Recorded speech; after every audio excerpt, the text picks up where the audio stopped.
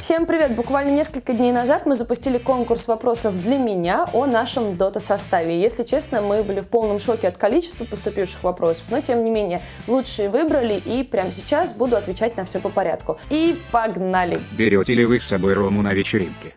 Соло говорил в интервью, что раньше команда шла в клуб или на афтерпати, а Рамзес дома сидел, потому что ему нет 18. Ну, на самом деле, сейчас, конечно же, Рамзес ходит на все тусовки с парнями, но я помню, что на турнире, когда мы были на мажоре в Бостоне, Роме тогда еще не исполнилось 18, более того, тогда еще Илье не исполнилось 21, и никому из них нельзя было зайти в караоке-клуб. Я просто взяла Илью под руку и сказала: так, это мой парень, мы идем дальше.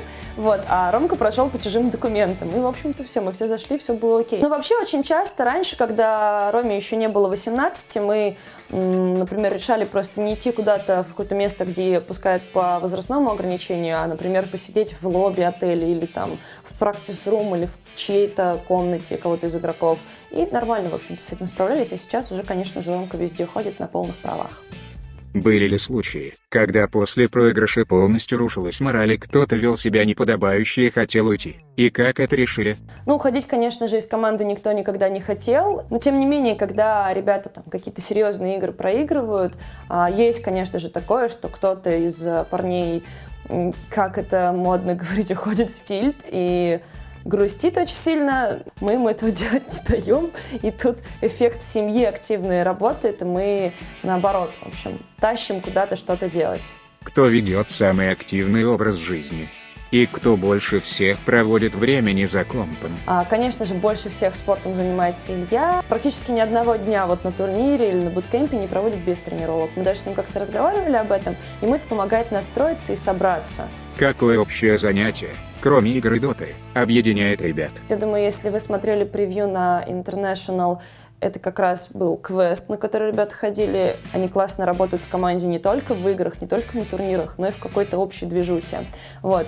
Я знаю, что ребята любят посмотреть фильмы, опять же, погонять мяч на поле. Я точно могу сказать, что и в неформальное время, вне времени, которое они что-то делают для организации или для команды, они тоже встречаются, дружат с семьями, ходят вместе куда-то поужинать, в кино, погулять, видятся даже в моменты своих отпусков. Да, у ребят очень много общего, вне зависимости от игр, киберспорта и чего-то еще вот такого официального.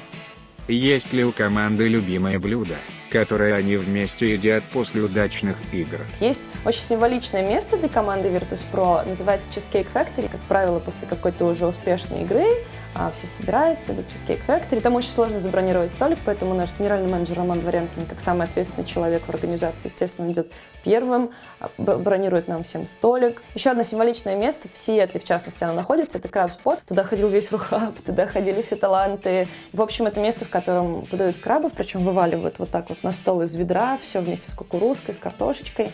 И тебе приносят такой варварский фартучек, молоточек, и ты сидишь, это все как первобытный человек грызешь. Очень любит это место Соло, вот прям больше всех. Из чьей чашки ты ела? На чьем стуле сидела? Постель какого мишки выбрала? А кто из косолапых ругался больше всех? Я очень, в принципе, люблю залезать вилкой в тарелки к людям, с которыми я ужинаю, обедаю, завтракаю. И чаще всего мы это делаем с Лехой, потому что, я не знаю почему, наверное, потому что Леша все время выбирает самую вкусную еду, и ее постоянно хочется стырить. Ну, вообще, в принципе, в команде нет такого, что вот я ем и никому не дам. Все спокойно могут меняться едой, тарелками, там кто-то за кем-то что-то попробовал, доел. На чьем стуле я сидела? У меня самое распространенное – это отобрать стул у Ильи. Вот в его кресло я сажусь, и он единственный мне за это не дает по шее. И про постель, вы понимаете, тут вообще столько может быть примеров. Второй, по-моему, сюжет из Бостона был, где мы сидим как раз с Рамзесом на его кровати и разговариваем. Поэтому кровать Рамзеса дан. И еще официально в кадр попала кровать Лила, когда мы делали обзор их номера из Киева на киевском мажоре. Так что кровать Лила дан. А ругается больше всех у нас Вовка. На меня. Потому что он строгий. Потому что он серьезный человек, а я ему мешаю жить и работать очень часто. Я разлагаю дисциплину в коллективе. Почему твою свинку еще не погладили игроки Virtus.pro? Мне кажется, она принесет им удачу и победу на Инте. Отвечает Люцифер. Давай еще рассказывай. Это он типа говорит.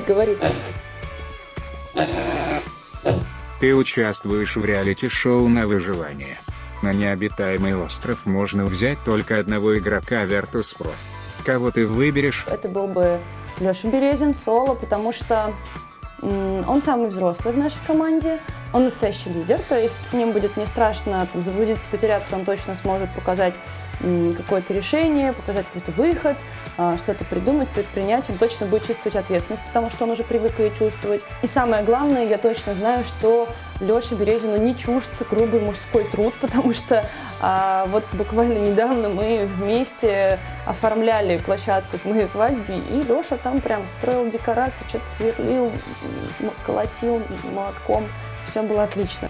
И этот вопрос хочу отметить как самый интересный, самый креативный, нестандартный. Поэтому вот, пожалуйста, кепочка отправляется к автору этого вопроса. Всем спасибо за участие. Следите за обновлениями информации в нашей группе ВКонтакте, подписывайтесь на наш канал в Ютубе, смотрите наши видео и будьте с Virtus.pro.